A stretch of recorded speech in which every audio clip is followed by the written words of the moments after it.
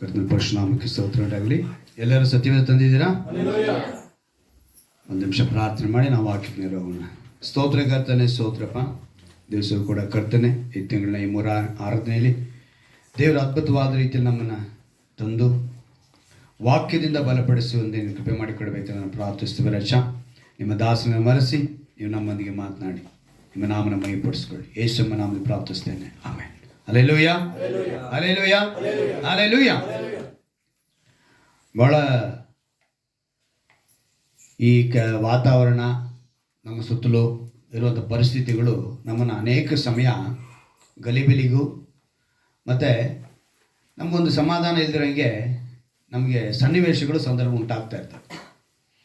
ದೇವರು ಅದಕ್ಕೆ ಯೋಹಾನ ಬರೆದ ಪತ್ರಿಕೆ, 3ನೇ ಪತ್ರಿಕೆ, ಅದು ಒಂದೇ ಅಧ್ಯಾಯ ಇರೋದು. ಅದರಲ್ಲಿ ಒಂದು ಅದ್ಭುತವಾದ ಮಾತನ್ನು ಅವರು ಬರೆಸಿದ್ದಾರೆ. 3ನೇ ವಾಕ್ಯ ನಾವು ಓದುವಾಗ ನೋಡಿ, ಪ್ರಿಯನೇ ಏನಂತ ಹೇಳ್ತಾರೆ? ಪ್ರಿಯನೇ, ನಿನ್ನ ಆತ್ಮ ವಿಷಯದಲ್ಲಿ ಅಭಿವೃದ್ಧಿ ಹೊಂದಿ. ಯಾವ ವಿಷಯ? ಆತ್ಮ ವಿಷಯದಲ್ಲಿ ಅಭಿವೃದ್ಧಿ ಹೊಂದಿರುವ ಪ್ರಕಾರ ಎಲ್ಲ ವಿಷಯಗಳಲ್ಲಿ ಅಂತ ಹೇಳ್ತಾರೆ. ಏನಂತೆ? ಎಲ್ಲ ವಿಷಯಗಳಲ್ಲಿಯೂ ಅಭಿವೃದ್ಧಿ ಹೊಂದಿ ಸುಕ್ಷೇಮವನ್ನು, ಅಂದರೆ ಆ ಸುಕ್ಷೇಮಕ್ಕೋಸ್ಕರ ನಾವೆಲ್ಲ ಪರದಾಡೋದು ಅಲ್ವಾ, ಆ ಸುಕ್ಷೇಮವಾಗಿರಬೇಕೆಂದು ಪ್ರಾರ್ಥಿಸ್ತೇನೆ ಅಂತಾನೆ. ಈ ಮಾತನ್ನು ಅವ್ರು ಬರೆಯುವಾಗ ಅವ್ರು ಹೇಳೋದಂಥ ಅದರಲ್ಲಿ ಒಂದು 2-3 ವಿಷಯಗಳು ಗಮನಕ್ಕೆ ನಾವು ತಗೋಬೇಕು. ಏನಂತ ಹೇಳಿದ್ರೆ, ಮೊದಲನೇದು ಆತ್ಮದ ವಿಷಯದಲ್ಲಿ ಮನುಷ್ಯ ಏನಾಗಬೇಕು? ಅಭಿವೃದ್ಧಿ ಹೊಂದೋದಕ್ಕೆ ಆಸೆ ಪಡಬೇಕು. ಎರಡನೇದಾಗಿ, ನೀನು ಆಸೆ ಪಟ್ಟಾಗ ಎಲ್ಲ ವಿಷಯಗಳಲ್ಲಿ ನೀನು ಏನು ಸಿಗುತ್ತೆ ಅಂತ ಹೇಳ್ತಾರೆ? ಅಭಿವೃದ್ಧಿ ಅಂತಾರೆ. ಆ ಅಭಿವೃದ್ಧಿ ಜೊತೆ ಇನ್ನೊಂದು ಹೇಳ್ತಾರೆ, ಸುಕ್ಷೇಮವಾಗಿರ್ಬೇಕು. 3 ಕಾರ್ಯನ ಒಂದೇ ವಾಕ್ಯದಲ್ಲಿ ಹೇಳ್ತಾರೆ. ಅಲ್ಲಿ ಇವತ್ತು ಮನುಷ್ಯ ಎಲ್ಲ ವಿಷಯದಲ್ಲೂ ಅಭಿವೃದ್ಧಿ ಹೊಂದಬೇಕು ಅಂತ ಆಸೆ ಪಡ್ತಾನೆ, ಆತ್ಮದ ವಿಷಯದಲ್ಲಿ ಅಭಿವೃದ್ಧಿ ಹೊಂದಾಗ ಏನಾಗ್ತಾನೆ? ಅವನು ಅಲ್ಲಿ ಎಡುತ್ತಾನೆ. ಎಲ್ಲ ವಿಷಯದಲ್ಲೂ ನಾವು ವಿದ್ಯೆನಲ್ಲಾಗ್ಬೋದು, ಅಥವಾ ನಮ್ಮ ಬಟ್ಟೆ ಶೈಲಿನಲ್ಲಾಗ್ಬೋದು, ಅಥವಾ ನಮ್ಮ ಕೆಲಸದಲ್ಲಾಗ್ಬೋದು, ಮತ್ತು ನಮ್ಮ ಮಾಡುವಂಥ ಪ್ರಯತ್ನಗಳಲ್ಲಾಗ್ಬೋದು. ಇವತ್ತು ಒಂದು ಮನೆ ಕಟ್ಟಿದ್ವಿ, ನಾವು 2 ಮನೆ ಕಟ್ಟಬೇಕು ಅಂತ ಆಸೆನೋ, ಒಂದು ಗಾಡಿ ಇಟ್ಟಿದ್ವಿ 2 ಗಾಡಿ ಇಟ್ಟಿರ್ಬೇಕು ಅಂತ ಆಸೆನೋ, ಹೀಗೆ ನಮ್ಮ ಬಟ್ಟೆ ಸೇರಿಸ್ಕೊಳ್ಳೋದ್ರಲ್ಲಾಗಿರ್ಬೋದು, ಒಡವೆ ಸೇರಿಸ್ಕೊಳ್ಳೋದ್ರಲ್ಲಿ ಎಲ್ಲದರಲ್ಲೂ ನಮ್ಗೆ ಏನು ಬೇಕು ಅಂತೀವಿ? ನಾವು ಅಭಿವೃದ್ಧಿ ಬೇಕು ಅಂತ ಹೇಳ್ತೀವಿ, ಹೆಚ್ಚಾಗಬೇಕು ಅಂತ ಅನ್ಕೊಂತೀವಿ. ಆದರೆ ಆತ್ಮದ ವಿಷಯದಲ್ಲಿ ನಾವೇನಾಗ್ತಾ ಇಲ್ಲ, ಅದನ್ನು ಆಸೆ ಪಡ್ತಾ ಇಲ್ಲ, ಪ್ರಯತ್ನ ಮಾಡ್ತಿಲ್ಲ. ನೀವು ಮೊದಲನೇದಾಗ ಅದನ್ನು ಮಾಡಿ, ಆವಾಗ ನಿಮ್ಗೆ ಎಲ್ಲ ವಿಷಯಗಳಲ್ಲಿ ಏನು ಸಿಗುತ್ತೆ ಅಂತ ಹೇಳ್ತಾರೆ ದೇವರು? ಅಭಿವೃದ್ಧಿ ಮತ್ತು ಸುಕ್ಷೇಮ. ಅಂದರೆ ಆತ್ಮ ವಿಷಯದಲ್ಲಿ ಬಿಟ್ಟು ಬೇರೆ ಎಲ್ಲ ವಿಷಯದಲ್ಲೂ ನಮಗೆ ಮನಸ್ಸು ಬರುವಂತೆ ನಮ್ಮ ಸುತ್ತಲೂ ಸಂದರ್ಭ ಉಂಟಾಗುತ್ತೆ. ಆ ಸಂದರ್ಭ ನೋಡ್ಬಿಟ್ಟು ಪರವಾಗಿಲ್ಲ ಬಿಡು, ನಾಳೆ ಮಾಡ್ಕೊಳ್ಳೋಣ, ಇವತ್ತಲ್ಲ ನಾಳೆ ಸರಿ ಹೋಗ್ಬಿಡೋಣ, ನಾವು ಬದಲಾಗ್ಬಿಡೋಣ, ಈ ವಾರ ಹಿಂಗೆ ಹೋಗ್ಬಿಡೋಣ, ಈ ನೆಕ್ಸ್ಟ್ ವೀಕಿಂದ ನಾವು ರೆಡಿ ಆಗ್ಬಿಡೋಣ, ಹಂಗೆ ಅಂತ ಹೇಳಿ ಒಂದು ವರ್ಷ ಏನು ಮಾಡಿಬಿಟ್ಟು ನಾವು ಕಳಿಸ್ಬಿಟ್ವಿ. ಈಗ 25ಕ್ಕೆ ಬಂದಾಯ್ತು. ಈಗ 25ಕ್ಕೆ ಬಂದ ಮೇಲೆ ಕೂಡ ಒಂದು ತೀರ್ಮಾನದೊಂದಿಗೆ ನಮ್ಮ ಬದುಕನ್ನು ಕಟ್ಕೊಂಡು ಹೋಗ್ಬೇಕು. ಈಗ ಬದುಕನ್ನು ಕಟ್ಕೊಂಡು ಹೋಗ್ಬೇಕಂದ್ರೆ ಬೇರೆ ಎಲ್ಲ ವಿಷಯಗಳಲ್ಲೂ ಏನಂತೆ? ಬೇರೆ ಎಲ್ಲ ವಿಷಯಗಳಲ್ಲೂ ನಾವು ಅಭಿವೃದ್ಧಿ ಹೊಂದಿದ್ದೀವಂತೆ. ಆ ಹೊಂದಿದ ರಿಸಲ್ಟ್ ಹೇಗಿದೆ ಅಂತೇಳಿ ಪ್ರವಾದಿ ಮೂಲಕ ಒಂದು ಮಾತನ್ನು ಹೇಳ್ತಾರೆ. ನಾವೆಲ್ಲ ಅಭಿವೃದ್ಧಿ ಹೊಂದಿದ್ದೀವಿ ಅಂತೆ. ಆ ಅಭಿವೃದ್ಧಿ ಹೊಂದಿರೋದ್ರಿಂದ ನಾವು ಏನು ರಿಸಲ್ಟ್ ಕೊಟ್ಟಿದ್ದೀವಿ ಅನ್ನೋದನ್ನು ಸತ್ಯವೇದದಲ್ಲಿ ಪ್ರವಾದಿ ಮೂಲಕ ಒಂದು ಮಾತು ಬರೆಯಲ್ಪಟ್ಟಿದೆ. ಯಾಕಂತ ಹೇಳಿದ್ರೆ ನಾವೆಲ್ಲ ಅಭಿವೃದ್ಧಿ ಹೊಂದಿರೋರೆ, ಅಭಿವೃದ್ಧಿ ಹೊಂದಿ, ಆದರೆ ನಮ್ಮ ರಿಸಲ್ಟ್ ಅಂದರೆ ಉತ್ತರ ಏನಂತ ಹೇಳ್ಬೋದು, ಅದು ಹೆಂಗಿದೆ ಅಂತೇಳಿ ನೋಡುವಾಗ ಪ್ರವಾದಿ ಯೆಶಾಯನ ಗ್ರಂಥ 53ನೇ ಅಧ್ಯಾಯ, ಇವತ್ತು ಬಹಳ ವಾಕ್ಯಗಳು ಅದರಲ್ಲೇ ಇರ್ತವೆ. ಪ್ರವಾದಿ ಯೆಶಾಯನ ಗ್ರಂಥ 53ನೇ ಅಧ್ಯಾಯ ತೆಗೆದು ಮಾಡಿಕೊಳ್ಳಿ. ಯಾಕಂತ ಹೇಳಿದ್ರೆ ಎಲ್ಲ ವಿಷಯಗಳಲ್ಲಿ ನಾವು ಅಭಿವೃದ್ಧಿ ಹೊಂದಿದ್ದೀವಿ. ಹೊಂದಿ ನಮ್ಮ ರಿಸಲ್ಟ್ ಏನಿದೆ? ಫಲಿತಾಂಶ ಏನಂತ ಹೇಳ್ಬೋದು? ಫಲಿತಾಂಶ, ನಮ್ಮ ಅಭಿವೃದ್ಧಿಯ ಫಲಿತಾಂಶ ಅಲ್ವಾ? ಆ ಫಲಿತಾಂಶ ಹೇಗಿದೆ ಅಂತೇಳಿ ಇಲ್ಲಿ ಪ್ರವಾದಿ ಮೂಲಕ ದೇವರು ತಿಳಿಸ್ತಾರೆ. ಏನಂತ ಹೇಳಿದ್ರೆ, ಒಂದು ಮಾತು ಬರೆಯಲ್ಪಟ್ಟಿದೆ ನೋಡಿ, ಅವನು ಧಿಕ್ಕರಿಸಲ್ಪಟ್ಟವನು. ಏನಂತೆ? ಧಿಕ್ಕರಿಸಲ್ಪಟ್ಟವನು, ಮನುಷ್ಯರು ಸೇರಿಸಿಕೊಳ್ಳದವನು, ಸಂಕಷ್ಟಕ್ಕೊಳಗಾದವನು, ವ್ಯಾಧಿ ಪೀಡಿತನು, ಜನರು ಮುಖವನ್ನು ಓರೆ ಮಾಡಿಕೊಳ್ಳುವ ಧಿಕ್ಕಾರಕ್ಕೆ ಒಳಗಾದವನು ಆಗಿದ್ದನು. ನಾವು ಅವನನ್ನು ಲಕ್ಷ್ಯಕ್ಕೆ ತರಲಿಲ್ಲ. ಲಕ್ಷ್ಯಕ್ಕೆ ಅಂದ್ರೇನು ಅರ್ಥ? ಲೆಕ್ಕ ಇಟ್ಕೊಂಡಿಲ್ಲ. ಯಾರನ್ನ? ಇಷ್ಟು ಗುಣ ಇರೋರನ್ನ ನಾವೇನು ಮಾಡಿದೆ? ಲೆಕ್ಕಕ್ಕೆ ತಗೊಂಡಿಲ್ಲ ಅಂತೆ. ಇದು ಯಾರ ಕುರಿತು ಹೇಳಲ್ಪಡ್ತಾ ಇದೆ ಅಂತ ಹೇಳಿದ್ರೆ ಯೇಸು ಕ್ರಿಸ್ತನ ಕುರಿತು ಹೇಳಲ್ಪಡ್ತಾ ಇದೆ. ಸುಮಾರು 700 ವರ್ಷಗಳ ಮುಂದೆ, ಕ್ರಿಸ್ತ ಪೂರ್ವ 700 ವರ್ಷಗಳ ಹಿಂದೆ ಪ್ರವಾದಿಯ ಮೂಲಕ ತನ್ನಯ ಕುರಿತು ಅಂದರೆ ಯೇಸು ಕ್ರಿಸ್ತನ ಕುರಿತು ಅವರು ಬರೆಸ್ತಾ ಇದ್ದಾರೆ. ಅಲ್ಲಿಗೆ ಆ ಮಾತಿನ ಅರ್ಥನ ನಾವು ಸರಿಯಾಗಿ ಅರ್ಥ ಮಾಡ್ಕೋಬೇಕು. ಯಾಕಂತ ಹೇಳಿದ್ರೆ ಮನುಷ್ಯ ಅಭಿವೃದ್ಧಿ ಹೊಂದುತ್ತಾ ಇದ್ದಾನೆ ಅವಾಗಿಂದ. ಎಲ್ಲಿಂದ? ಆದಾಮ ಅವಳ ಕಾಲದಿಂದ ಅಭಿವೃದ್ಧಿ ಹೊಂದ್ಕೊಂಡು ಬಂದವನೇ. ಬಂದು ಆದರೂ ಆ ಅಭಿವೃದ್ಧಿ ಎಲ್ಲಿಗೆ ಬಂದಿದೆ ಅಂತ ಹೇಳಿದ್ರೆ ಲೋಕ ಪ್ರಕಾರವಾಗಿ ಮಾತ್ರನೇ ಇದೆ. ಹೇಗಿದೆ? ಲೋಕ ಪ್ರಕಾರವಾಗಿಯೇ ಇದೆ. ಆತ್ಮದ ವಿಷಯದಲ್ಲಿ ಅವನೇನಾಗಲಿಲ್ಲ, ಅಭಿವೃದ್ಧಿ ಹೊಂದಲಿಲ್ಲ. ಆದರೆ ಇವನು ಇಷ್ಟೆಲ್ಲ ಅಭಿವೃದ್ಧಿ ಹೊಂದಿದ್ರು ಕೂಡ ದೇವರು ಹೇಳುವಂಥ ಮಾತು, ಮೊದಲನೇದು ಆತ್ಮ ವಿಷಯದಲ್ಲಿ ಅಭಿವೃದ್ಧಿ ಹೊಂದು, ಆಗ ನೀನು ಎಲ್ಲ ವಿಷಯಗಳಲ್ಲಿ ಏನಾಗ್ತೀಯ? ಅಭಿವೃದ್ಧಿ ಕಾಣ್ತೀಯ. ಆದರೆ ಇವತ್ತು ಮನುಷ್ಯ ಎಲ್ಲ ವಿಷಯಗಳಲ್ಲಿ ಅಭಿವೃದ್ಧಿ ಹೊಂದಿದ್ದೀನಿ ಅಂತ ಅಂದ್ಕೊಂಡಿದ್ದಾನೆ. ಅವನ ಅಭಿವೃದ್ಧಿಯ ಒಂದು ರಿಸಲ್ಟು, ಫಲಿತಾಂಶ ಏನಾಗಿದೆ ಅಂತ ಹೇಳಿದ್ರೆ ನಿಜವಾದ ದೇವರನ್ನ, ಸತ್ಯ ದೇವರನ್ನ ಅವನೇನು ಮಾಡ್ತಿದ್ದಾನೆ? ಧಿಕ್ಕರಿಸ್ತಾ ಇದ್ದಾನೆ. ಅಲ್ಲಿ ಬರೆಯಲ್ಪಟ್ಟಿದೆ ನೋಡಿ, ಧಿಕ್ಕರಿಸಲ್ಪಟ್ಟವನು, ಮನುಷ್ಯರು ಸೇರಿಸಿಕೊಳ್ಳದವನು, ಸಂಕಷ್ಟಕ್ಕೂ ಒಳಗಾದವನು, ವ್ಯಾಧಿ ಪೀಡಿತನು. ಏನಂತೆ? ಈ 4 ಪಾಯಿಂಟ್ ಇವತ್ತು ಮುಖ್ಯವಾಗಿ ಅದರಲ್ಲಿ ವ್ಯಾಧಿ ಪೀಡಿತನು ಅಂತ ಹೇಳೋದಕ್ಕೆ ಕಾರಣ, ಸಂಕಷ್ಟಕ್ಕೆ ಒಳಗಾಗೋದಕ್ಕೆ ಕಾರಣ ನಮ್ಗೆಲ್ರಿಗೂ ಹೇಳ್ಕೊಂಬರ್ತೀವಿ. ನಮ್ಮ ಪಾಪದ ದೆಸೆಯಿಂದ, ನಮ್ಮ ಅಪರಾಧಗಳ ದೆಸೆಯಿಂದ ಅಂತ ಹೇಳ್ತೀವಿ. ಯಾವುದು? ಸಂಕಷ್ಟಕ್ಕೆ ಒಳಗಾದವನು. ಆದರೆ ಇಲ್ಲಿ 2 ಮಾತು, ಧಿಕ್ಕರಿಸಲ್ಪಟ್ಟವನು ಅಂತ ಇದೆ, ವ್ಯಾಧಿ ಪೀಡಿತನು ಅಂತಿದೆ. ಈಗ ವ್ಯಾಧಿ ಪೀಡಿತನು ಅಂತ ಹೇಳುವಾಗ ಅರ್ಥ ಏನು ಬರುತ್ತೆ ಅಲ್ಲಿ ಅಂತ ಹೇಳಿದ್ರೆ ರೋಗದಿಂದ ತುಂಬಲ್ಪಟ್ಟವನು ಅಲ್ವಾ? ಅದೇ ತಾನೇ ಅರ್ಥ ವ್ಯಾಧಿ ಪೀಡಿತನು ಅಂತ. ದೇವರ ಸೃಷ್ಟಿಯಲ್ಲಿ ದೇವರು ಒಳ್ಳೆಯವನಾಗಿದ್ದಾನೆ ಅಲ್ವಾ? ಆತನು ಒಳ್ಳೆಯವನು. ಆತನ ಸೃಷ್ಟಿಯಲ್ಲಿ ಯಾವುದು ಕೆಟ್ಟದೇ ಇಲ್ಲ. ಆತನ ಎಲ್ಲವನ್ನ ಒಳ್ಳೆಯ ರೀತಿಯಲ್ಲಿ ಒಳ್ಳೆಯ ಇದಕ್ಕಾಗಿ ಸೃಷ್ಟಿ ಮಾಡಿದ್ದು. ಆತನ ಸೃಷ್ಟಿಗಳಲ್ಲಿ ಕೆಟ್ಟದ್ದು ಬರ್ಲಿಕ್ಕೆ ಸಾಧ್ಯವೇ ಇಲ್ಲ, ನಮ್ಗೆಲ್ರಿಗೂ ಗೊತ್ತಿರೋದು. ಹಾಗಾದ್ರೆ ವ್ಯಾಧಿ ಪೀಡಿತನು ಅಂತೇಳಿ ಪ್ರವಾದಿ ಮೂಲಕ ತನ್ನೆಯ ಕುರಿತು ಬರೆಸಿಕೊಳ್ಳುವ ಅವಕಾಶ ಏನಿತ್ತು? ನಾವು ಯಾವತ್ತೂ ಒಂದು ವಾಕ್ಯನ ಓದುವಾಗ ಅದನ್ನು ಯೋಚನೆ ಮಾಡಬೇಕು. ವ್ಯಾಧಿ ಪೀಡಿತನು ಅಂತೇಳಿ ಕ್ರಿಸ್ತನು ಹುಟ್ಟೋದಕ್ಕೆ ಮುಂಚೆನೆ, ಕ್ರಿಸ್ತ ಪೂರ್ವ 700 ವರ್ಷಗಳ ಹಿಂದೆ ಯೆಶಾಯ ಎಂಬ ಪ್ರವಾದಿಯ ಮೂಲಕ ಬರೆಸಿಕೊಳ್ಳುವ ಅವಶ್ಯಕತೆ ಏನಿತ್ತು ದೇವರಿಗೆ? ಯಾಕಂದ್ರೆ ಮನುಷ್ಯ ಇವತ್ತು ಅಭಿವೃದ್ಧಿ ಹೊಂದಿದ್ದಾನೆ. ಅಭಿವೃದ್ಧಿ ಹೊಂದಿ ಅವನ ಫಲಿತಾಂಶ ಏನಾಗಿದೆ ಅಂತ ಹೇಳಿದ್ರೆ, ಹೇಗಿರ್ತಾನೆ, ಅವನ ಫಲಿತಾಂಶ ಹೇಗಿರುತ್ತೆ ಅನ್ನೋದನ್ನ ಪ್ರವಾದಿ ಮೂಲಕ ತಿಳಿಸ್ತಾ ಇದ್ದಾರೆ. ಯಾಕೆಂತ ಹೇಳಿದ್ರೆ ನಾವೆಲ್ಲರೂ ಕೂಡ, ನಾನು ಅವಾಗ ನಿಮ್ಗೆ ನೆನಪಿಗೆ ತರ್ತಾ ಇರ್ತೀನಿ, ನಾವ್ಯಾರು ಇಸ್ರಾಯೇಲ್ರಲ್ಲ. ನಾವ್ಯಾರು? ಇಸ್ರಾಯೇಲ್ರು ಅಲ್ಲ. ಆತ್ಮೀಕವಾಗಿ ನಮ್ಮನ್ನ ಹೇಳ್ಕೋಬೋದೇ ಹೊರತು ನಾವು ಯಹೂದ್ಯರಲ್ಲ, ನಾವೆಲ್ಲ ಅನ್ಯರು. ಈ ಯಹೂದ್ಯರು ಏನಾಯಿದ್ರು? ಇಸ್ರಾಯೇಲರಾಗಿ ದೇವರಿಂದ ಕರೆಯಲ್ಪಟ್ಟವರಾದ್ರು. ಆದರೆ ಇವತ್ತಿಗೂ ಅರ್ಧಕ್ಕರ್ಧ ಜನ ಯೇಸುವನ್ನ ಅಂಗೀಕರಿಸಲಿಲ್ಲ. ಅವ್ರು ಏನ್ ಮಾಡಿದ್ರು ಅಂತ ಹೇಳಿದ್ರೆ, ನಮಗಿರುವಂತ ಕಾಂಡಗಳು, ಆದಿಕಾಂಡ, ವಿಮೋಚನ ಕಾಂಡ, ಯಾಜಕ ಕಾಂಡ, ಅರಣ್ಯಕಾಂಡ, ಧರ್ಮೋಪದೇಶ ಕಾಂಡ, ಇದು ಧರ್ಮಶಾಸ್ತ್ರ ಅಂತೇಳಿ ಕರೆಯಲ್ಪಡುತ್ತೆ. ಇದು ಮೋಶೆಯ ಮುಖಾಂತರ ಬರೆಯಲ್ಪಟ್ಟಿದೆ. ಇದನ್ನ ಇಂಗ್ಲಿಷ್ನಲ್ಲಿ ತೋರಾ ಅಂತಾರೆ. ಇದು ಇಂಗ್ಲಿಷ್ ಅಂದ್ರೆ ಇಬ್ರಿಯ ಭಾಷೆ. ಈ ತೋರಾನ ಇವರು ಪೂರ್ತಿಯಾಗಿ ಫಾಲೋ ಮಾಡುವಂಥವ್ರು. ಇವರಿಗೆ ಏನಿತ್ತು ಅಂತ ಹೇಳಿದ್ರೆ, ಅದು ಮೋಶೆಯ ಮೂಲಕ ನಮ್ಮ ಯೆಹೋವಾ ದೇವರು ಕೊಟ್ಟಿದ್ದಾರೆ ಇಷ್ಟ. ಇದನ್ನ ಬಿಟ್ಟರೆ ಅವ್ರಿಗೇನು ಬೇರೆ ಏನು ಅವಶ್ಯಕತೆನೇ ಇಲ್ಲ ಅಂತೇಳಿ, ಅದಕ್ಕೆ ಹಳೆ ಒಡಂಬಡಿಕೆ ಪೂರ್ತಿಯಾಗಿ ಅವರಿಗೇನೆ 98% ಅವರಿಗೇನೆ ಇಸ್ರಾಯೇಲರ ಕುರಿತೇ ಬರೆಯಲ್ಪಟ್ಟಿರೋದು. ಅದು ಅವರಿಗೆ ಸಂಬಂಧಪಟ್ಟಿದ್ದು. ನಾವೆಲ್ಲ ಅನ್ಯರಾಗ್ತೀವಿ. ಕ್ರಿಸ್ತನು ಹುಟ್ಟಿದ ನಂತರ, ಕ್ರಿಸ್ತನು ನಮಗಾಗಿ ಬಾಧೆ ಪಟ್ಟು, ಶಿಲುಬೆ ಮೇಲೆ ಜಡಿಯಲ್ಪಟ್ಟು, ಸತ್ತು ಊಣಲ್ಪಟ್ಟು, ಜೀವಂತವಾಗಿ ಎದ್ದ ಮೇಲೆ ಆತನನ್ನು ಹಿಂಬಾಲಿಸುವಂತ ಅನ್ಯರಾಗಿದ್ದೀವಿ ನಾವು ಅನ್ನಲ್ಲ. ಆವಾಗ ನಮ್ಮನ್ನು ಏನ್ ಮಾಡಿದ್ರು ದೇವರು? ಕ್ರೈಸ್ತರು ಅಂತೇಳಿ ಕರೆಯಲ್ಪಡೋದಕ್ಕೆ ನಮಗೆ ಅನುಮತಿಸಿದರು. ಈಗಲೇ ನಾವು ಕ್ರೈಸ್ತರಾಗಿದ್ದೀವಿ ಅಷ್ಟೇ. ಆದರೆ ಇಸ್ರಾಯೇಲ್ರನ್ನ ಯಾರು ಕ್ರೈಸ್ತರು ಅಂತ ಹೇಳಲ್ಲ. ಚೆನ್ನಾಗಿ ಅರ್ಥ ಮಾಡ್ಕೊಳ್ಳಿ. ಇಸ್ರಾಯೇಲ್ ಪಟ್ಟಣದಲ್ಲಿ ಇರೋರ್ನ, ಇಸ್ರಾಯೇಲ್ ದೇಶದಲ್ಲಿ ಇರೋರ್ನ ಯಾರು ಅವ್ರನ್ನ ಕ್ರಿಶ್ಚಿಯನ್ಸ್ ಅಂತ ಹೇಳಲ್ಲ, ಯಹೂದ್ಯರು ಅಂತಾನೇ ಹೇಳೋದು.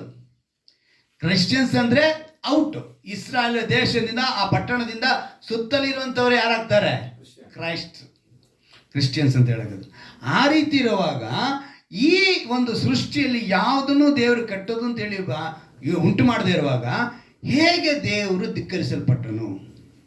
ಹೇಗೆ ಅವರು ವ್ಯಾಧಿ ಪೀಡಿತನಾದನು? ಏನಕ್ಕೆ ಅದನ್ನು ಬರೆಸಿದ್ರು ಅಂತ ಕೇಳುವಾಗ ಅವರು ಧರ್ಮಶಾಸ್ತ್ರವನ್ನು ಮಾತ್ರ ನಂಬಿದ್ರು. ಇಸ್ರಾಯೇಲರು ಯೇಸು ಕ್ರಿಸ್ತನನ್ನು ನಂಬಲಿಲ್ಲ. ಅವರು ಭೂಮಿ ಮೇಲೆ ಹುಟ್ಟಿದ ಮೇಲೆ, ಈಗ ಒಂದು ಉದಾಹರಣೆ ಹೇಳ್ತೀನಿ ನಿಮಗೆ, ಕೆಲವೊಂದು ವಿಷಯಗಳನ್ನ ದೇವರು ಮನುಷ್ಯನನ್ನ ಹೇಗೆ ಉಂಟು ಮಾಡ್ದ ಅಂತೇಳಿ ನೋಡುವಾಗ ಪ್ರಸಂಗಿ ಪುಸ್ತಕದಲ್ಲಿ ಒಂದು ಮಾತು ಬರೆಯಲ್ಪಟ್ಟಿದೆ ನೋಡಿ. ಪ್ರಸಂಗಿ 7ನೇ ಅಧ್ಯಾಯ ಒಂದು ಅದ್ಭುತವಾದ ಮಾತು. ಆತ ಹೆಂಗೆ ಉಂಟು ಮಾಡಿದಂತೆ ದೇವರು ಮನುಷ್ಯನನ್ನ ಸತ್ಯವಂತರನಾಗಿ ಸೃಷ್ಟಿಸಿದನು. 7ನೇ ಅಧ್ಯಾಯದಲ್ಲಿ 29ನೇ ವಾಕ್ಯದಲ್ಲಿ ಬರೆಯಲ್ಪಟ್ಟಿದೆ, ದೇವರು ಮನುಷ್ಯರನ್ನು ಸತ್ಯವಂತರನಾಗಿ ಸೃಷ್ಟಿಸಿದನು, ಅವರಾದರೋ ಬಹು ಯುಕ್ತಿಗಳನ್ನು ಕಲ್ಪಿಸಿಕೊಂಡಿದ್ದಾರೆ. ಏನಂತೆ? ಬಹು. ಈ ಯುಕ್ತಿ ಅನ್ನೋ ಪದ ಆರಂಭದಲ್ಲಿ ಒಂದು ಕಡೆ ಬರೆಯಲ್ಪಟ್ಟಿದೆ. ಎಲ್ಲಿ? ಈ ಯುಕ್ತಿ ಅನ್ನೋ ಪದ ಆರಂಭದಲ್ಲೇ ಒಂದು ಪದ ಬರೆಯಲ್ಪಟ್ಟಿದೆ. ಯಾವುದಕ್ಕೆ? ಹಾವಿಗೆ ಏನಂತ ಹೇಳಲ್ಪಟ್ಟಿದೆ. ಈಗ ಅದೇ ಪದ ಇಲ್ಲಿ ಬಳಕೆ ಆಗ್ತಾ ಇದೆ. ಈ ಯುಕ್ತಿ ಅನ್ನೋದು ಏನು ಅಂತ ಹೇಳಿದ್ರೆ, ಅಷ್ಟು ಅಂದ್ರೆ ಎಂತ ಒಂದು ಜ್ಞಾನ ಅಂತ ಹೇಳಿದ್ರೆ, ಅಂತ ಒಂದು ಜ್ಞಾನ ಅಂದ್ರೆ ಇದಕ್ಕೆ ನಮ್ಮ ಇದರಲ್ಲಿ ಸತ್ಯದಲ್ಲಿ ಹೇಳ್ಬೇಕು ಅಭಿವೃದ್ಧಿ. ಏನ್ ಹೇಳ್ಕೋಬಹುದು? ಅಭಿವೃದ್ಧಿ. ಈಗ ಇಲ್ಲಿ ದೇವರು ಮನುಷ್ಯರನ್ನ ಏನಂತ ಹೇಳಿದ್ರು? ಮನುಷ್ಯರನ್ನು ಸತ್ಯವಂತರನ್ನಾಗಿ ಸೃಷ್ಟಿಸಿದ್ರು. ಏನಂತ ಸೃಷ್ಟಿಸಿದ್ರು?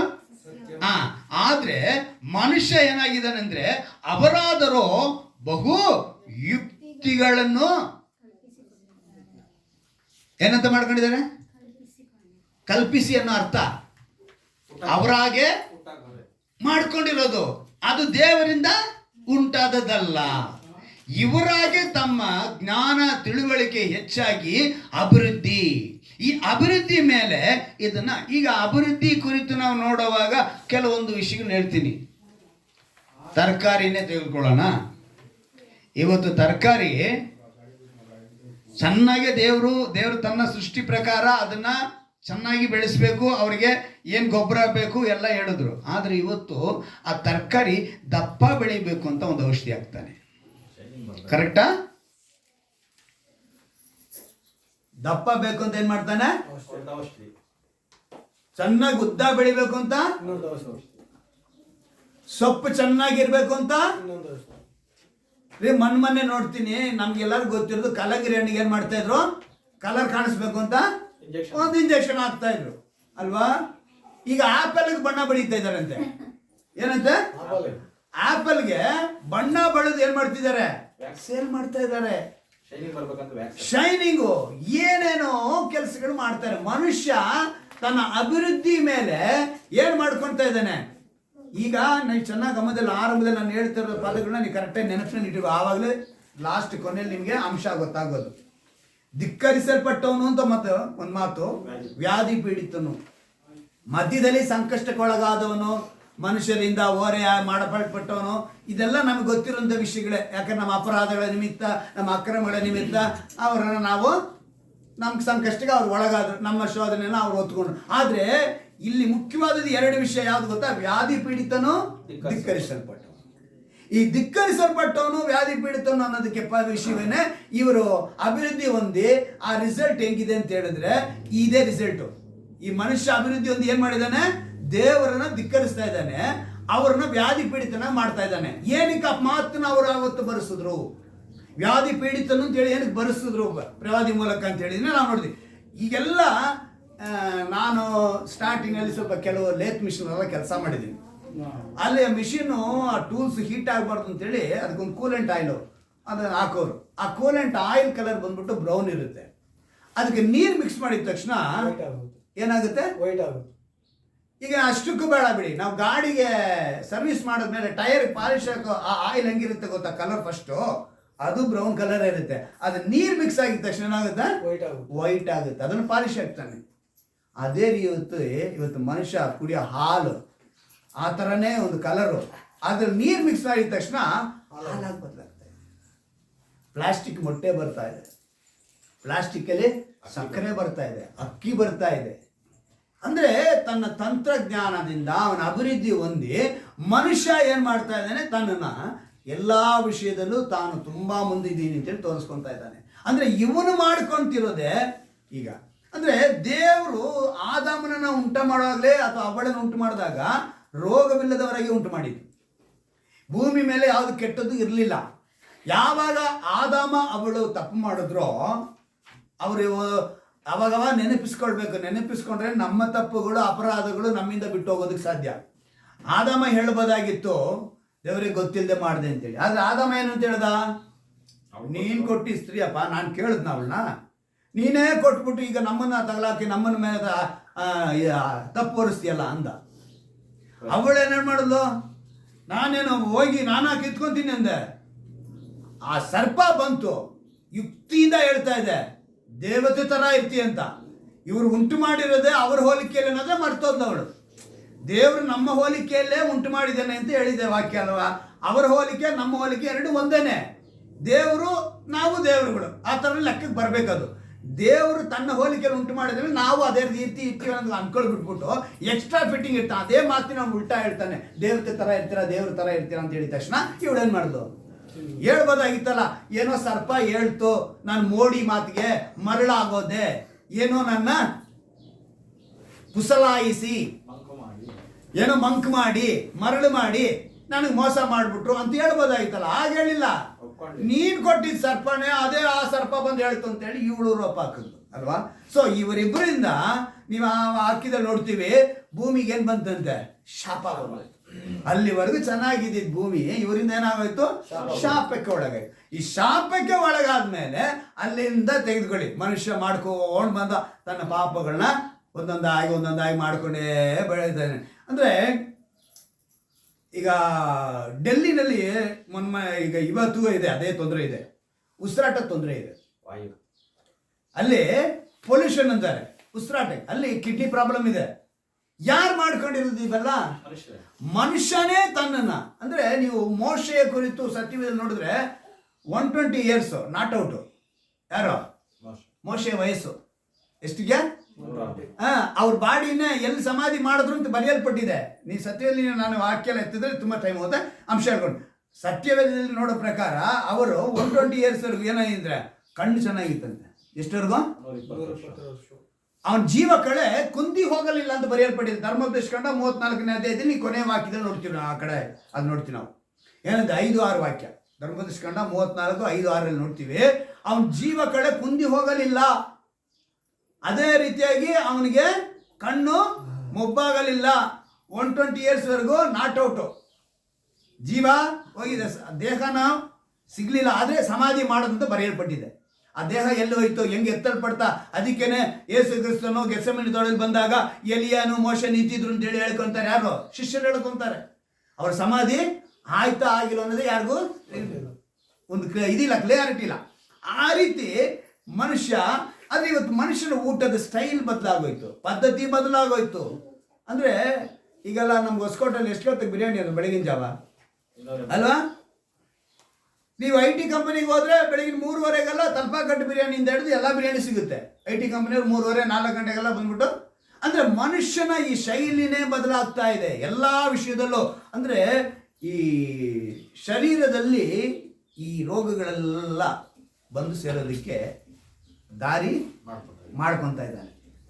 ಇದೆಲ್ಲ ಬಂದು ಅಂದರೆ ಶರೀರ ರೋಗ ಬಿಟ್ಟು ಈ ಬೇರೆ ವ್ಯಾಧಿ ಪೀಡಿತನ ಬರೀ ಉದ್ದೇಶನ ನಾನು ನಿಮಗೆ ಹೇಳಕ್ಕೆ ಬರ್ತಾ ಇರೋದು. ಯಾಕಂದರೆ ದೇವರೊಂದು ವಿಶೇಷವಾದ ಒಂದು ವಿಷಯ. ಪ್ರಸಂಗಿ 11ನೇ ಅಧ್ಯಾಯ ತೆಗೆದುಕೊಳ್ಳಿ, ಅದರಲ್ಲೊಂದು ಮಾತು ಬರೆಯಲ್ಪಟ್ಟಿದೆ. 11ನೇ ಅಧ್ಯಾಯ 7ನೇ ವಾಕ್ಯ. ಇದೊಂದು ಮಾತು ಬರೆಯಲ್ಪಟ್ಟಿದೆ ನೋಡಿ. ಮಣ್ಣು ಭೂಮಿಗೆ ಸೇರಿ ಇದ್ದ ಹಾಗಾಗುವುದು, ಆತ್ಮವು ತನ್ನನ್ನು ದಯಪಾಲಿಸಿದ ದೇವರ ಬಳಿಗೆ ಸೇರುವುದು. ಮನುಷ್ಯ ಹೇಳೋದು ಏನು ಗೊತ್ತಾ, ಈ ಮಣ್ಣಿಗೆ ಹೋಗುತ್ತೆ ಬಿಡ್ರಿ, ಈ ಶರೀರದಲ್ಲಿ ಏನ್ರಿ ಇರೋವರೆಗೂ ಜಾಲಿಯಾಗಿದ್ದು ಬಿಡೋಣ ಅಂತಾನೆ. ಆದರೆ ಈ ಶರೀರಕ್ಕೆ ರೋಗ ಬರುತ್ತೆ. ಈ ಶರೀರವನ್ನು ದೇವರು ಹೇಳಿದ್ರು ಸಜೀವ ಯಜ್ಞವಾಗಿ ನನಗೆ ಸಮರ್ಪಿಸಬೇಕು. ಮನುಷ್ಯನು ತನ್ನ ಯುಕ್ತಿಯಿಂದ ಅಪರಾಧದಿಂದ ಪ್ರಕೃತಿಯನ್ನು ನಾಶ ಮಾಡದ, ಶರೀರನ ನಾಶ ಮಾಡ್ಕೊಂಡ. ಏನ್ ಮಾಡ್ಕೊಂಡ? ಪ್ರಕೃತಿನ ನಾಶ ಮಾಡ್ದ, ತಾನು ನಾಶ ಮಾಡ್ಕೊಂಡ. ಈಗ ಧಿಕ್ಕರಿಸಲ್ಪಟ್ಟವನು ಅಂತ ಹೇಳಿ ಒಂದು ಮಾತು ಬರೆಯಲ್ಪಟ್ಟಿದ್ದಲ್ಲ, ಯೇಸು ಕ್ರಿಸ್ತನನ್ನ ಯಾವ ಯಾವ ರೀತಿಯಲ್ಲೆಲ್ಲ ಧಿಕ್ಕರಿಸಲ್ಪಟ್ಟಿದೆ ಅಂತೇಳಿ ಯೋಚನೆ ಮಾಡುವಾಗ ಮಾರ್ಕನ ಬರೆದ ಸುವಾರ್ತೆ 3ನೇ ಅಧ್ಯಾಯ ತೆಗೆದುಕೊಳ್ಳಿ. ಮಾರ್ಕನ ಬರೆದ ಸುವಾರ್ತೆ, ಅದರಲ್ಲಿ ಮಾರ್ಕನ ಬರೆದ ಸುವಾರ್ತೆ ಒಬ್ಬರು ತಗೊಳ್ಳಿ, 3ನೇ ಅಧ್ಯಾಯ. ಇನ್ನೊಬ್ಬರು ಯೋಹಾನ ಬರೆದ ಸುವಾರ್ತೆ 10ನೇ ಅಧ್ಯಾಯ.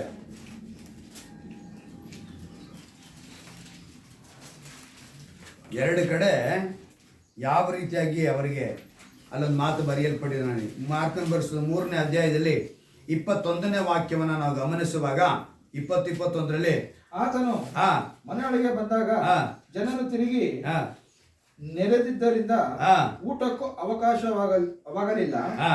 ಇದನ್ನು ಕೇಳಿ ಆತನ ಬಂಧುಗಳು ಅವನಿಗೆ ಹುಚ್ಚು ಹಿಡಿದಿದೆ ಎಂದು ಹೇಳಿ ಆತನನ್ನು ಹಿಡುವುದಕ್ಕೆ ಹೊರಟರು. ಇದು ಮೇಲ್ಗಡೆ ನೀವು ಗಮನಿಸಿದ್ರೆ ಯೇಸು ಒಳ್ಳೆ ಒಂದು ಸೇವೆ ಮಾಡಿ ಮತ್ತೆ ಬರ್ತಾರೆ. ನೆಕ್ಸ್ಟ್ ಕಂಟಿನ್ಯೂಸ್, ಯೇಸುವಿನ ವೈರಿಗಳು ಆತನ ದೂಷಿಸಿದ್ದು, ಆತನ ಸ್ವಂತ ಜನರು ಆತನ ವಿಷಯವಾಗಿ ಅನುಮಾನ ಪಟ್ಟದು ಅಂತ ಬರೆಯಲ್ಪಟ್ಟಿದೆ. ಸ್ವಂತ ಜನರೇ ಏನ್ ಮಾಡಿದ್ರು? ಅವ್ರನ್ನ ಹುಚ್ಚರು. ಈಗ ಯೋಹಾನ ಬರೆದ ಸುವಾರ್ತೆಯಲ್ಲಿ 10ನೇ ಅಧ್ಯಾಯದಲ್ಲಿ ನಾವು ಗಮನಿಸ್ತೀವಿ ನೋಡಿ, ಆ ಮಾತುಗಳನ್ನ ನೋಡುವಾಗ ತುಂಬಾ ಬೇಸರ ಆಗುತ್ತೆ. ಯಾಕಂತ ಹೇಳಿದ್ರೆ ದೇವರು ಅಲ್ಲಿ ಸ್ಪಷ್ಟವಾಗಿ ಬರೆಸ್ತಾ ಇದ್ದಾರೆ ಪ್ರತಿಯೊಂದು ಮಾತುಗಳನ್ನ. ಅದರಲ್ಲಿ 19ನೇ ವಾಕ್ಯ, ಈ ಮಾತುಗಳ ದೆಸೆಯಿಂದ ಯಹೂದ್ಯರಲ್ಲಿ ತಿರುಗಿ ಭೇದವಾಯಿತು. ಅವರಲ್ಲಿ ಅನೇಕರು ಅವನಿಗೆ ದೆವ್ವ ಹಿಡಿದದೆ, ಹುಚ್ಚು ಹಿಡಿದದೆ, ಯಾಕೆ ಅವನ ಮಾತುಗಳಲ್ಲಿ ಕೇಳುತ್ತೀರಿ ಅಂದರು. ಯಾರು ಹೇಳ್ತಾ ಇರೋದು? ಯಹೂದ್ಯರು, ಅಂದ್ರೆ ಇಸ್ರಾಯೇಲ್ರಾಗಿದ್ದವ್ರೆ. ಈಗ ಧಿಕ್ಕರಿಸಲ್ಪಟ್ಟವನು ಮಾತು ಎಲ್ಲಿಗೆ ಬಂತು? ಇದರಿಂದಾನೆ. ಯೇಸುವನ್ನು ಅವ್ರು ಅಂಗೀಕರಿಸಲಿಲ್ಲ. ಯೇಸು ಹೇಳಿದ್ದನ್ನ ಅವರು ಒಪ್ಕೊಂಡಿಲ್ಲ. ಅವರು ಸಬ್ಬತ್ ದಿನಕ್ಕೆ ನಾನೇ ಒಡೆಯನು ಅಂತ ಹೇಳಿದ್ರು, ಅವರು ಒಪ್ಕೊಂಡಿಲ್ಲ. ಅವ್ರು ಏನ್ ಮಾಡಿದ್ರು? ಸಬ್ಬತ್ ದಿನದಲ್ಲಿ ಅದ್ಭುತ ಮಾಡಿದ್ರು. ಅವರು ಸಬ್ಬತ್ ದಿನದಲ್ಲಿ ವಿಶ್ರಾಂತಿ ತೆಗೆದುಕೊಳ್ಬೇಕು, ನೀನ್ ಯಾಕೆ ಅದ್ಭುತ ಮಾಡ್ತೀಯಾ ಅಂದ್ರು. ನಾನು ಧರ್ಮಶಾಸ್ತ್ರ ಒಡೆಯುವುದಕ್ಕೆ ಬಂದವನಲ್ಲ, ಧರ್ಮಶಾಸ್ತ್ರವನ್ನ ನೆರವೇರಿಸುವುದಕ್ಕೆ ಬಂದನು. ನಿಮ್ಮದೊಂದು ಯಾವ್ದನ್ನ ಕುರಿನೋ ಮೇಕನೋ ಹಳ್ಳದಲ್ಲಿ ಬಿದ್ದೋಗ್ಬಿಟ್ರೆ ನೀವು ಕಾಪಾಡಲೇನಯ್ಯ? ಆ ರೀತಿನೇ ನಾನು ಇವ್ರನ್ನ ಕಾಪಾಡ್ತೇನೆ. ಆ ಸಬ್ಬತ್ ದಿನಕ್ಕೆ ನಾನೇ ಒಡೆಯನು ಅಂತ ಹೇಳಿ ಯೇಸು ಕ್ರಿಸ್ತನ ಹೇಳ್ತಾರೆ. ಆದ್ರೆ ಅವ್ರೇನ್ ಮಾಡಲಿಲ್ಲ, ಅಂಗೀಕರಿಸಿ. ಅವ್ರು ಹೇಳಿದ್ರು, ತಂದೆಯನ್ನ ತೋರಿಸು ಅಂತ ಕೇಳ್ತಾನೆ ಫಿಲಿಪ. ಯೇಸು ಹೇಳ್ತಾರೆ, ಏನಪ್ಪ ಇಷ್ಟು ದಿವಸ ನನ್ನ ಜೊತೆಗೆ ಇದೆಯಾ, ಮತ್ತೆ ತಂದೆನ ತೋರಿಸು ಅಂತ ಹೇಳ್ತೀಯಲ್ಲ. ತಂದೆ ನನ್ನಲ್ಲಿದ್ದಾರೆ, ನನ್ನ ನೋಡಿದ್ರೆ ನೀವು ತಂದೆ ನೋಡಿದಾಗ ಆಯಿತು ಅಂಥೇಳಿ ಹೇಳ್ತಾರೆ. ಆ ರೀತಿ ಹೇಳೋ ಮಾತುಗಳನ್ನೆಲ್ಲ ಇವರು ಕೇಳ್ತಾ ಇರ್ತಾರೆ. ಇದನ್ನೆಲ್ಲ ಕೇಳಿ ಇವ್ರು ಏನು ಮಾಡ್ತಾರೆ ಅಂತ ಹೇಳಿದ್ರೆ, ಇಲ್ಲಿ ಧಿಕ್ಕರಿಸಲ್ಪಟ್ಟವನು. ಇವತ್ತು ನಮ್ಮ ಒಂದು ವಿಷಯದಲ್ಲಿ ತೆಗೆದುಕೊಳ್ಳೋಣ. ನಮಗೆಲ್ಲ ಒಂದೊಂದು ಸ್ಟೇಜ್ಗೆ ಬಂದಾಗ ನಮ್ಮ ಸ್ವತಂತ್ರನ ನಾವು ಕಳ್ಕೊಂಡಿರ್ತೀವಿ.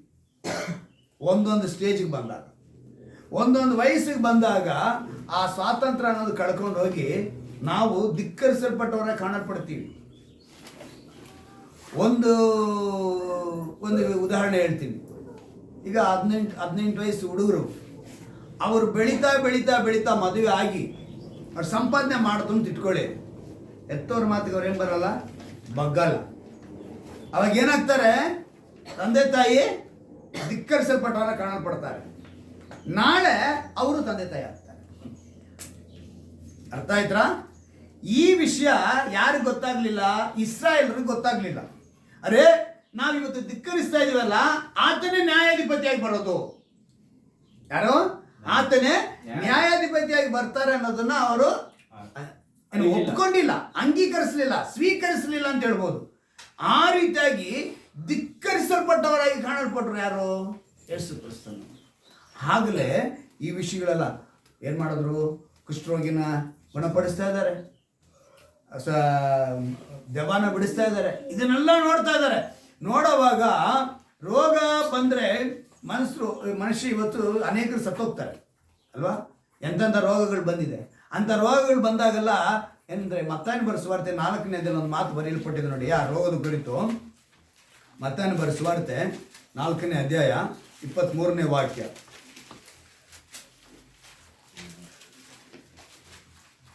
ನಾಲ್ಕನೇ ಅಧ್ಯಾಯ. ಬಳಿಕ ಯೇಸು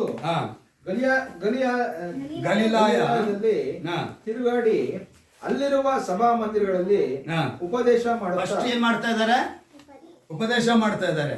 ಪರಲೋಕ ರಾಜ್ಯದ ಸುವಾರ್ತೆಯನ್ನು ಸಾರಿ ಹೇಳುತ್ತಾ ಜನರ ಎಲ್ಲಾ ತರದ ರೋಗಗಳನ್ನ, ಏನಂತೆ, ಎಲ್ಲಾ ತರದ ರೋಗಗಳನ್ನ, ಈ ಎಲ್ಲಾ ತರದ ರೋಗಗಳನ್ನು ಆತನು ಏನ್ ಮಾಡ್ತಾ ಇದ್ದಾನೆ ಅಂತ ಹೇಳಿದ್ರೆ ಎಲ್ಲಾ ತರದ ಬೇನೆಗಳನ್ನು ವಾಸಿ ಮಾಡುತ್ತಾ ಬಂದನು. ಯೇಸು ಕ್ರಿಸ್ತನು ಭೂಮಿ ಮೇಲಿದ್ದಾಗ ಎಲ್ಲಾ ತರದ ರೋಗಗಳನ್ನು ವಾಸಿ ಮಾಡ್ತಾ ಇದ್ರೆ, ಎಲ್ಲಾ ತರದ ಬೇನೆಗಳನ್ನ ವಾಸಿ ಮಾಡ್ತಾ ಇದ್ರೆ, ಇದು ನಮ್ಗೆಲ್ಲರಿಗೂ ಗೊತ್ತಿರೋ ವಿಷಯ.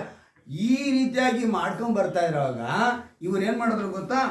ಓಕೆ, ಇದೆಲ್ಲ ನಮ್ಗೆ ಸಂತೋಷನೇ, ರೋಗನ ವಾಸಿ ಮಾಡೋದು ನಮಗೆ ಸಂತೋಷನೇ, ಈ ಬೇನೆಗಳನ್ನ ನಮಗೋಸ್ಕರ ವಾಸಿ ಮಾಡೋದು ಸಂತೋಷನೇ, ಇದೆಲ್ಲ ಒಪ್ಕೊಂಡ್ರು. ಅವ್ರು ಒಪ್ಕೊಂಡೇ ಇರೋದು ಏನು ಗೊತ್ತಾ? ಲೂಕನ್ ಬರೋ ಸುವಾರ್ತೆ ತೆಗೆದುಕೊಳ್ಳಿ. ಲೂಕನ್ ಬರೋ ಸುವಾರ್ತೆ 7ನೇ ಅಧ್ಯಾಯ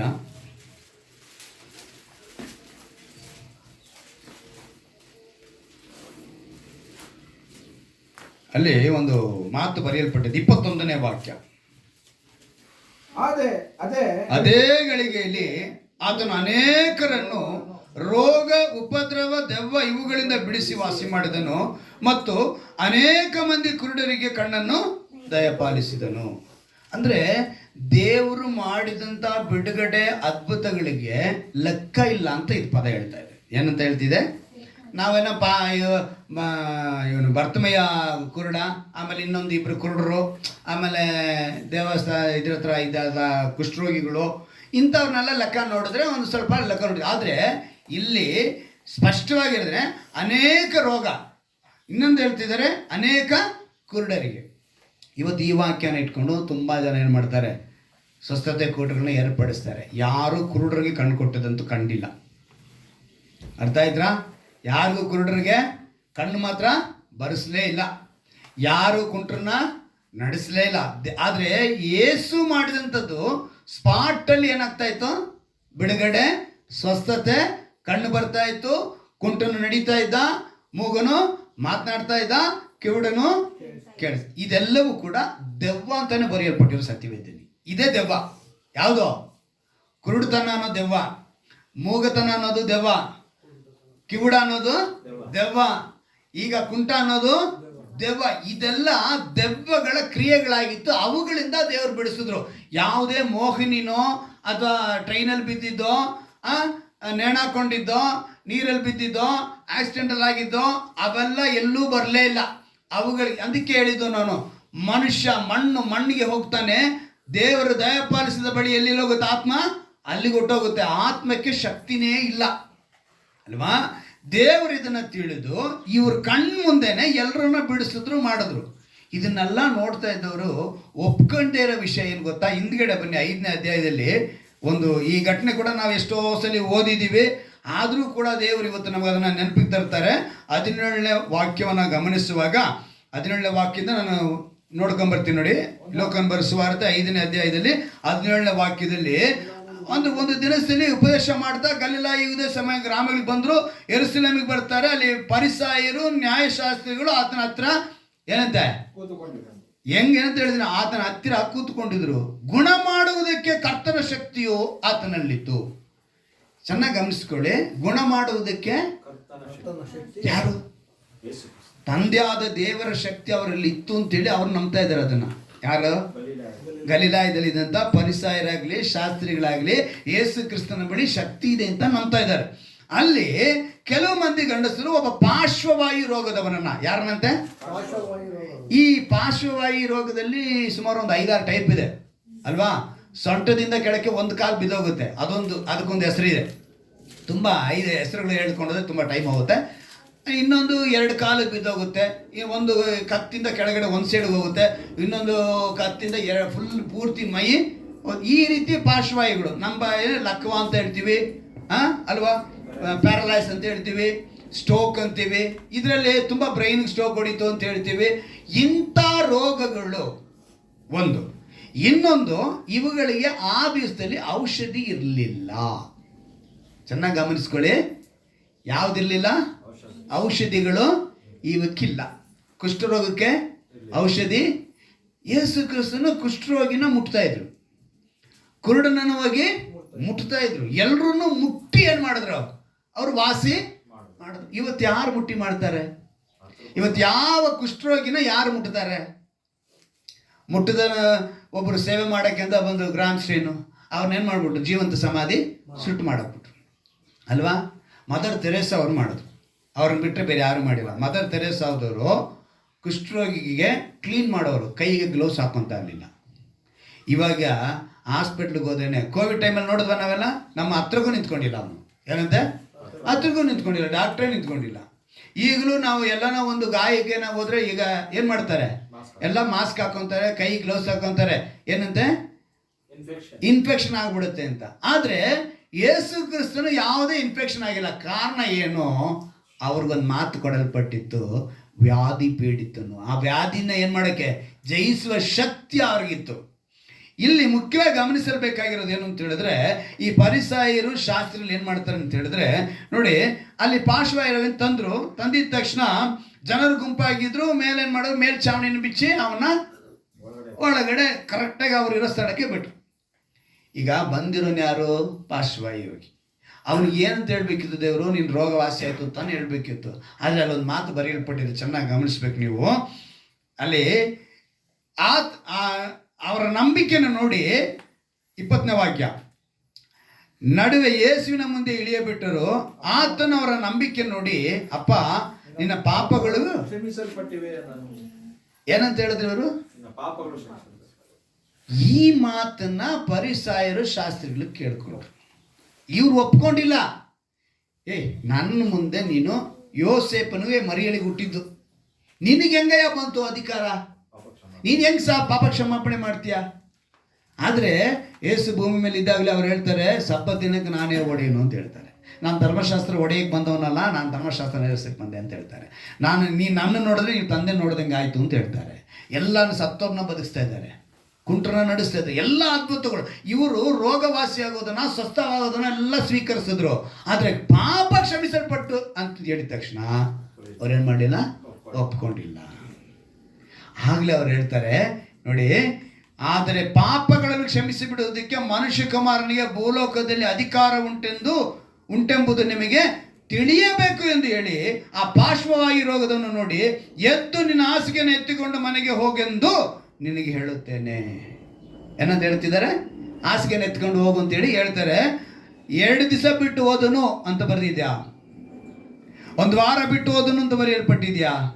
ಅಲ್ಲಿ ಏನಂತ ಬರೆಯಲ್ಪಟ್ಟಿದೆ ನೋಡಿ, ಎತ್ತಿಕೊಂಡು ಮನೆಗೆ ಹೋಗೆಂದು ನಿನಗೆ ಹೇಳುತ್ತೇನೆ ಅಂದನು. ಅಂದ ಕೂಡಲೇ ಸ್ಪಾಟ್ ಅಲ್ಲಿ ಏನಾಯ್ದ? ಎದ್ದು ನಿಂತ್ಕೊಂಡ. ನಮಗೆಲ್ಲ ಜ್ವರ ಬಂತು ಅಂದರೆ ನಾವೇನಂತ ಹೇಳ್ತೀವಿ ಗೊತ್ತಾ? ಈ ಜ್ವರ ಹೋಗೋದಕ್ಕೆ ಅಟ್ಲೀಸ್ಟ್ ಇನ್ನೊಂದು 15 ದಿವಸನಾರು ಆಗುತ್ತೆ, ಆ ಟಯರ್ಡ್ ಹೋಗ್ತಾನೇ ಇಲ್ಲ ಹೇಳ್ತೀವಲ್ವ? ಪೇತ್ರನ ಅತ್ತೆ ಗೊತ್ತಾ? ಪೇತ್ರನ ಅತ್ತೆ ಏನಾಯ್ತು? ಜ್ವರ ಬಂದಿದೆ. ಯೇಸು ಮನೆಗೆ ಹೋದ್ರು, ಮುಟ್ಟಿದ್ರು, ಸ್ವಸ್ಥ ಆಗಿದ ತಕ್ಷಣ ಆಕೆ ಎದ್ದು ಆಕೆ ಉಪಚಾರ ಮಾಡೋದು ಅಂತೇಳಿ ಸತ್ಯವೇದ ಬರೆಯಲ್ಪಟ್ಟಿದೆ. ಅಂದರೆ ದೇವರು ಬಿಡುಗಡೆ ಮಾಡಿದ್ರೆ ಆ ಸ್ಪಾಟಲ್ಲಿ ಆಗುತ್ತೆ. ಇದಕ್ಕೇನೆ ಅವರಿಗೆ ಹೆಸರು ಕೊಡಲ್ಪಟ್ಟಿತ್ತು. ಅವ್ರನ್ನ ಯಾರೂ ಅಂಗೀಕರಿಸಲಿಲ್ಲ. ಧಿಕ್ಕರಿಸಲ್ಪಟ್ಟವನು, ವ್ಯಾಧಿ ಪೀಡಿತನು. ಅಂದರೆ ಪ್ರವಾದನೆ ನೆರವೇರಿಸುವುದಕ್ಕೆ ಇದೆಲ್ಲ ಮಾಡಿದ್ರು. ಈ ಪ್ರವಾದನೆ ನೆರವೇರುತ್ತೆ ಅಂತ ಹೇಳಿ ಅವ್ರು ಯಾವಾಗ ಬರೆದ್ರು? ಕ್ರಿಸ್ತಪೂರ್ವ 700 ವರ್ಷಗಳ ಮುಂದೆನೆ ಬರೆಸಿದ್ರು. ಅದಕ್ಕೆ ಅದು ಬರೆಯಲ್ದಿಲ್ಲ.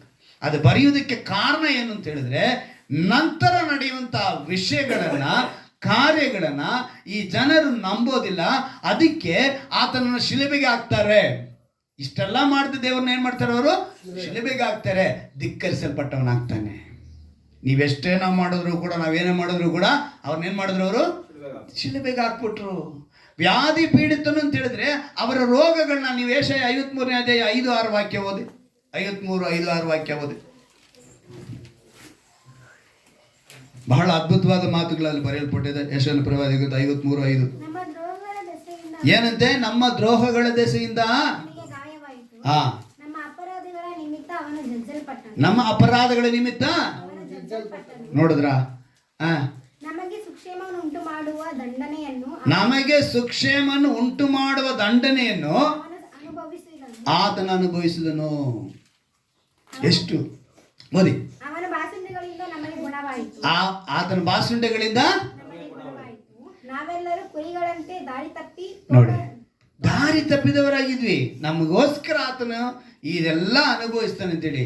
ಅಂದರೆ ಇವತ್ತಿನ ಮುಖ್ಯವಾಗಿ ನಾವು ತಿಳ್ಕೋಬೇಕಾಗಿರೋದು, ಅವರು ತನ್ನ ಪ್ರವಾದನೆಯನ್ನು ನೆರವೇರಿಸುವುದಕ್ಕೋಸ್ಕರನೇ ಪ್ರವಾದಿಗಳ ಮೂಲಕ ಬರೆಸಿ ಅದನ್ನು ಹೊಸ ಒಡಂಬಡಿಕೆ ಕಾಲದಲ್ಲಿ ಅದನ್ನು ನೆರವೇರಿಸಿದ್ರು. ಆ ವ್ಯಾಧಿ ಪೀಡಿತನು ಅಂತ ಕರೆಯೋದಕ್ಕೆ ಕಾರಣ ಏನು ಅಂತ ಹೇಳಿದ್ರೆ, ಆತನ ಎಲ್ಲ ವ್ಯಾಧಿಗಳನ್ನು ಏನು ಮಾಡಿದ್ರು, ಅವರು ಗುಣಪಡಿಸಿದ್ರು. ಅಂದರೆ ಕೆಲವು ರೋಗ ಬಂದಿದ್ದ ತಕ್ಷಣ, ನಿಮಗೆ ಹಿಜ್ಕೀಯ ರಾಜ ಗೊತ್ತಲ್ವಾ, ಹಿಜ್ಕೀಯ ರಾಜನಿಗೆ ಒಂದು ರೋಗ ಬಂತು. ಏನು ರೋಗ ಗೊತ್ತಾ? ಮರಣಕರವಾದ ರೋಗ. ಕೆಲವು ರೋಗ ಇದೆ, ಅದಕ್ಕೆ ಏನೋ ಒಂದು ಔಷಧಿ ಕೊಟ್ಟು ಗುಣಪಡಿಸ್ಬಿಡ್ಬೋದು. ಈ ಮರಣಕರವಾದ ರೋಗ ಅಂತ ಹೇಳಿದ್ರೆ, ಆ ರೋಗ ನಿನ್ನ ಮರಣವನ್ನ ಕಾಣೋವರೆಗೂ ಬಿಡಲ್ಲ ಅಂತ ಅರ್ಥ. ಅದು ಏನರ್ಥ? ಅದು ಮರಣವನ್ನ ಕಾಣೋವರೆಗೂ. ಆದರೆ ಮನುಷ್ಯನಿಗೆ ಇವತ್ತು ಭಯ ಇಲ್ದಂಗೆ ತನ್ನ ಬದುಕನ್ನು ಬದುಕ್ತಾನೆ ಇದ್ದಾನೆ. ಅವನಿಗೆ ಆ ರೀತಿ ಬಂದಿದ್ದ ತಕ್ಷಣ ಹಿಜ್ಕೀಯ ರಾಜ ದೇವ್ರ ಹತ್ರ ಬೇಡ್ಕೊಳ್ತಾನೆ, ದೇವ್ರ ಆಮೇಲೆ ಅವನಿಗೆ ಆಯುಷ್ಕರ. ಅಂದರೆ ಒಂದು ರೋಗ ಬಂತು ಅಂದರೆ ಮರಣವನ್ನು ಕಾಣುತ್ತೆ. ದೇವ್ರು ಏನು ಮಾಡಿದ್ರು? ಆ ಮರಣವನ್ನು ತನ್ನ ಮೇಲೆ ಹಾಕ್ಕೊಂಡ್ರು. ಹಲ್ಲೆಲೂಯಾ. ಆ ಮರಣವನ್ನು ತನ್ನ ಮೇಲೆ ಹಾಕ್ಕೊಂಡ್ರು. ಆ ರೋಗವನ್ನು ಕೂಡ ಅವನಿಗೆ ಸುಸ್ಥಪಡಿಸಿದ್ರು, ಗುಣಪಡಿಸಿದ್ರು. ಅಂದರೆ ಅವನಿಗೆ ಎರಡೂ ಇದೆ.